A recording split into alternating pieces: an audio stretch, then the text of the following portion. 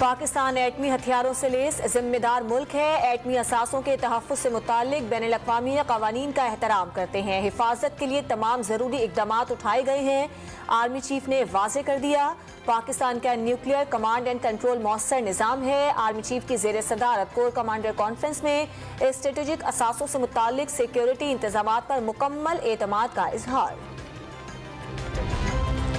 پاکستان اپنے نیوکلیئر ہتھیاروں کی حفاظت کر سکتا ہے، جوہری ہتھیاروں کو محفوظ بنانے کی پاکستانی صلاحیت پر اعتماد ہے۔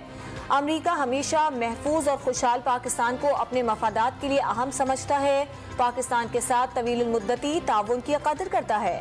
ترجمان امریکی محکمہ خارجہ کا بیان۔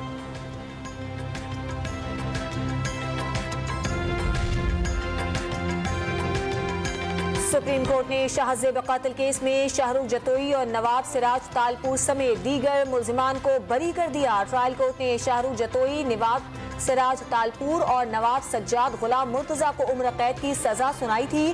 قتل کے واقعے کو دہشت گردی کا رنگ دیا گیا۔ ملزمان کا دہشت پھیلانے کا کوئی ارادہ نہیں تھا۔ فریقین کا پہلے ہی راضی نامہ ہو چکا ہے۔ وکیل لطیف کھوسہ کے عدالت میں دلائل۔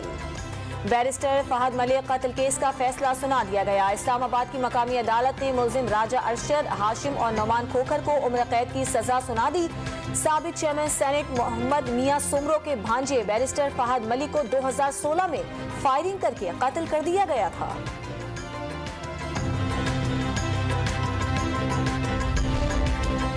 کراچی کے 7 اضلاع میں بلدیاتی انتخابات پھر ملتوی ہونے کا خدشہ۔ سول آرمڈ فورسز اور فوجی جوان سرحدوں اور سیلاب ریلیف آپریشن میں مصروف ہیں، سیکیورٹی اہلکار فراہم نہیں کر سکتے۔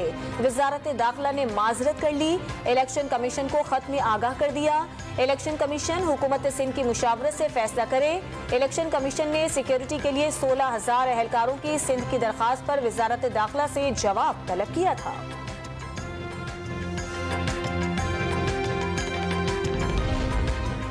تحریک انصاف نے چیف الیکشن کمشنر کی برطرفی کا ریفرنس دائر کر دیا۔ سکندر سلطان راجہ جانبدار شخص ہیں، عہدے کے اہل نہیں، ہٹایا جائے۔ جوڈیشل کونسل میں دائر ریفرنس میں موقف۔